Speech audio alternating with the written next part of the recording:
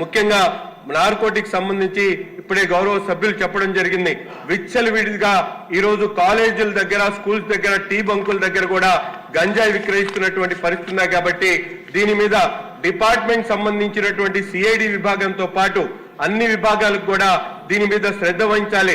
ప్రతి పల్లెటూరులో, నగరాల్లో అయితే విచ్చలవిడిగా ఎక్కడ పడితే అక్కడ దొరుకుతున్నటువంటి పరిస్థితి ఉన్నాయి. కాబట్టి దీని వెంటనే అరికట్టేటువంటి విధంగా, ముఖ్యంగా మహానగరాల్లో దీని మీద ప్రత్యేకమైనటువంటి దృష్టి సారించేటువంటి విధంగా సైబర్ నేరాలు ఈరోజు వేల కోట్ల రూపాయలు దోచుకునేటువంటి క్రమంలో జరుగుతూ ఉన్నాయి.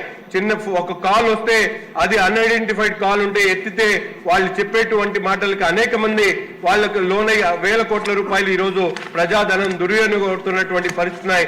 దీన్ని కట్టడి చేసేటువంటి విధంగా ప్రత్యేకమైనటువంటి ఒక విభాగాన్ని ఏర్పాటు చేసి నార్కోటిక్స్ కానీ, సైబర్ క్రైమ్ కానీ, ఆర్థిక లావాదేవీలకు సంబంధించినటువంటి క్రైమ్స్ మీద ఒక ప్రత్యేకమైనటువంటి దృష్టిని సారించాలని చెప్పి గౌరవ ముఖ్యమంత్రి గారిని వేడుకుంటా ఉన్నాం.